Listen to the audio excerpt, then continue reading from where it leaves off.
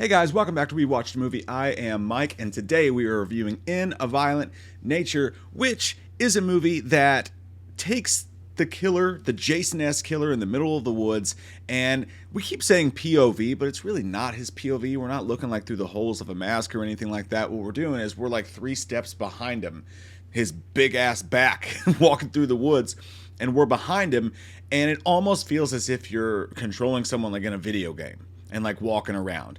But it's a very quiet movie. It's very, what do they call, ASMR? Very much like that. The sticks, the walking through the woods, all of that, as he basically does what Jason Voorhees does. I was almost afraid to say his name there. My mouth knew it would be sued if I said it out loud. But the movie it's an art house version of an 80s regular good old school slasher flick. And that's exactly what it is. The major thing with this, and by the way, this will be a spoiler-free review.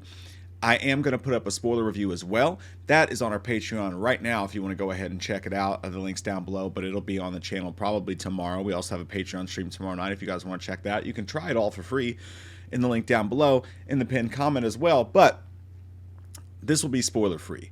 And the thing about this movie is it's all about expectations. When you go to see this movie and you see, and I'm going to keep saying that because that's just basically how the movie's been marketed by word of mouth from people since it's played at a couple of festivals and had people going crazy for it. When you see and hear this is an art house Jason movie, the thing you got to remember is it is slow. It is a slow burn movie. And I knew that very, very much so going in. So if you don't know that, you might be like, oh my God, someone say something, please. Or speed it up, let's go. That does get frustrating at times, just so you know, full frontal male nudity going into this, that will get frustrating at times.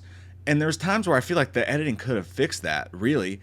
Like, for instance, if he's across a room and he has to walk to the other side of the room to get something, I don't need to watch him take his 7 slow steps and turn, to do it. So I think there was ways around that, and the slowness of it will get to people, some more than others.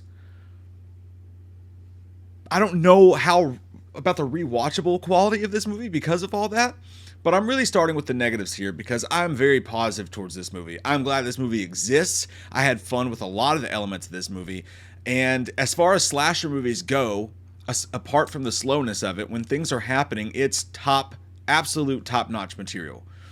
As far as obviously the kills go, which is a big part of why you're there to see a slasher movie. But they are real gross. And they're not just gross, though. They're inventive, too. Like, there's some stuff that you don't see every ounce of. Every kill is not, a super gory kill. There are several, and they're awesome. But sometimes they just, and I'll talk about it more in the spoiler review, but the way he gets around, the way he moves into a position to take advantage of someone, the way that the kill is coming. There's one point where this group of kids teenagers are around this campfire, and they all huddle up to take a selfie together. And I'm thinking, I won't say what happens in the scene, but I'm thinking, oh my God, how crazy would it be right now if he just jumped in there and just in one fell swoop just like took off like all 6 of these teens' heads or whatever. Like kind of like the opening to Friday the 13th, 2009 when you thought the whole movie was going to be about them and it wasn't. Now, that's not what happens. I'll keep the spoilers out of it. But no, just the way that they use him, the way that they tactician him around this campground, and you see how he gets into position to make his kills. It's really, really cool. Now, the story of him is actually awesome as well. It's very, very simple. Like, it's a story, it's an origin story of a super serial killer, unstoppable force that you've heard before, for sure. Same old horror tropes. But I just can't help but when I was watching this, you could see them building a great horror icon. And I'm not saying he's there yet. Obviously, it's been one movie. But if there were to be sequels for this, and hopefully there are, and they can figure out a way to do that and do it in a really cool way, I don't think that they should do it like they did this movie. I think this was an experimental version of that, and I don't think that they should do an entire franchise in this angle just like this. I think you're going to have to do more with it, and we'll talk about that in a little bit. But I just think that the building blocks of a great horror icon are there, and he looks amazing. He looks so cool. Like, every day for this guy's trap day. I love that. My favorite look of Jason, as far as Jasons go, is probably part 3, 3D, with Brooker just walking around, just trap jacked in that green shirt. That's how he just hulks around this place, and he's badass. Like, he's really cool looking. He's got just like pieces missing off. You've seen some of this in the trailer. He's got pieces of flesh missing off and stuff like that. From the second he comes on screen for the first time, you go, oh, that's cool. I've never seen that before. Not in specifically him, because there's a lot of Jasonisms to him or whatever, but the way he appears on screen the first time, you're like, fuck, we're in for a cool movie. Now, when the camera starts following him around, a lot of the other people are off camera. Like, you'll see his back walking through. Like, it's like, again, it's just like you're playing a video game, just like walking around. But you'll hear people's voices, and you'll gather the story and his origin story and the story of what's going on in the town around them through these errant conversations you hear other people having. They're almost like NPCs in a video game. It's like when you walk around with Hitman and you ear hustle on people's conversations, and it's some of the acting's surprisingly bad considering it's just their voices, for sure. Not everyone, but there's a couple moments where like, oh man, that was video game bad. It really was. And for something that, like, with the cinematography is done so well in this, and it's such a beautiful movie to watch, the DP on this just blew it the fuck away. I mean, it's a beautifully shot film, and it looks awesome, and just really, really cool shots, which is really my thing. Like, I really love that kind of stuff, and this sets it up well. Like, you know, in a movie where there's such a cool ass driving scene, and they just frame the camera up in that perfect way where it takes something with the sound, especially, it's just takes something as simple as driving a car down the street and can make it extremely fucking cool. It's like that. Those scenes with a car where you see in like that Alex Cross movie, the movie sucked butt shit, but with the one with Matthew Fox in it, but that driving scene when he's just pulling out, so cool. And like scenes in movies like Drive, obviously, and stuff like that, but the sound mixed with the shots and the way they get them, it's just satisfying. It's super satisfying and it's super cool. Now, everything though needs to be in moderation. By the end of the movie, you're very much over how cool the shots of him walking look and whatnot, and you're just like, tick tock, Deborah, we got to get the fuck out of here. I'm starving. I want to go get something to eat. There's a Chili's around the corner. Let's fucking go. I'm tired of this shit. There is some of that. The movie could have been 15 minutes shorter, and it's already a pretty short movie. But still, it remains that it was really cool. Set up and shot and all that, and how they did it, and the lack of music's really cool. I like that a lot. The kills are, everybody keeps comparing the kills to Terrifier. Yeah, but is it Terrifier? And I'm like, completely different. Like, this is not the first movie in history to have really gory kills in it, all right? Terrifier's not either. Everything with gore in it does not need to be compared to Terrifier. I feel like it's a completely different vibe from those kills. Terrifier, it's seriously gross, and it's like make you laugh out loud, and kind of like zany and shit, you know? These kills they are over the top, absolutely, and sometimes they will also make you laugh, but it's just a whole different mood. The one kill that I reacted to from IFC, the yoga kill, was so different watching it, like, you know, on, you know, in HD and way bigger. Like, I've seen it before, and I was watching, I was just kind of like, huh? Like, there was one specific thing that happened that made me kind of feel ill for a second. And I was like, you know what? I do get that people may have thrown up in this. I know we all suspect that that's a lie when people say that, but there's one scene in there. I'm like, the specificsness of the ripping and the tearing will get you in the tum-tum a little bit here. And not for everybody. We'll definitely have one edgelord that's like, dude, that? Seriously? My fucking breakfast this morning was grosser than that. I was like, you eat pieces of shit for breakfast? But no, the kills are great, and they are inventive as hell. And one of them in particular is just slowly goes along, and then there's one that hilariously keeps going on. He kills someone and it's just on and on and on. Even in the background, you're still hearing him just go to town, and you're like, Jesus Christ, you really hated that son of a bitch, didn't you? But I love the story, the way that they're building him, his lore, the town. It's fun to watch people create a world like this for a brand new slasher, and that's what we've been asking for, right?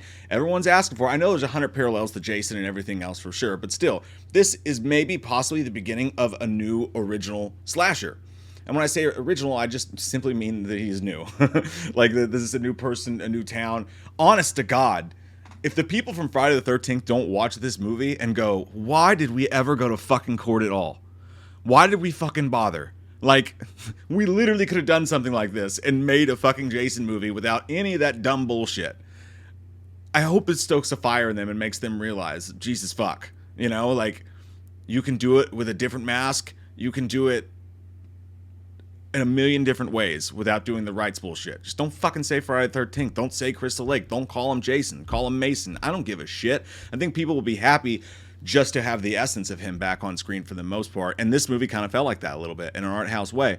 So again, and moving forward, I think what they could do going forward is I think the movie really needed some dynamics put in. Just a little bit of spice to take it over the top. And I hated the ending. I won't say anything other than that about it, but I really hated the ending. When the movie's focused specifically on him the entire time, and you do see the other people, and you know, but mostly it's voices and stuff, and they're on screen when it's their time to die for the most part, other than one specific scene. Mostly, you don't really have any connections to any of the characters at all, and the people that he's killing are pretty standard, you know, folks or whatever. They're really kind of 2024 version of a little bit more grown up counselors. You know, that's not what they are, but they might as well be just by the way they act and stuff like that. And when there's no major thing to tie you to emotionally, or and again, in slasher movies there's not a lot of that, but when there's just no one to super root for or anything like that, I think it just takes some of the classic slasher elements out and a little bit of the entertainment value out. But I also sort of enjoyed that too, because I hate slasher movies where you have a boring ass lead and they make you sit with them for the running time. Like, get back to Michael, get back to fucking Jason, you know? Don't fuck Jason, that would be weird, and he definitely would need penicillin afterwards. But yeah, I mean, it is nice to have one focus on him so much, but you're gonna have to find a way to do that, and not have the running time grate on you so much, and not have it take so long to get going. But yeah, I still really enjoyed it. I think it was a great experiment. I would love to see more of these movies. I just think that they've got to take you in and out of that element. Maybe when those specific scenes only happen, you know, every few moments, you go back into this AMR world where you're following the killer, and in the other part of the journey, you're following somebody interesting and their story, and maybe a final girl or guy or whatever, something like that. Anything to just add a switch in dynamics there to keep you, you know, feeling more interested in the movie and not checking your watch for sure. But apart from that, I really enjoyed the movie. I'm going to give it a 7.5. Again, I'm not crazy on the rewatchability factor of it, but it's something that sticks with you and is super memorable, and it's super well filmed. And, you know, it's not going to be everybody's cup of tea, but I think those who enjoy it will really just get a kick out of how satisfying this movie is. I'm not just talking about the ripping and the tearing. I'm just talking about the cinematography and the sounds and everything as a whole. So that's my thought on In a Violent Nature Year. I hate the name of this movie because I always have to stop and fucking think about it before I say it. But yeah, let me know what you guys think about it down below. And again, I'll put the link to the early spoiler review, but if you don't want to go there and check it out for free, then you can check out the spoiler review, which will be up tomorrow. And you can check that out after you see the movie. I love your all's fucking faces. I hope you guys have an amazing weekend, and we'll see you soon. Hello, listener. Do you like scary movies? What's your favorite scary movie? Well, Jay and Mike like scary movies too. You should go and subscribe to their podcast, We Watched a Movie. Because if you don't, I'll gut you like a... Well, I think you get the idea. Enjoy yourselves while you still can.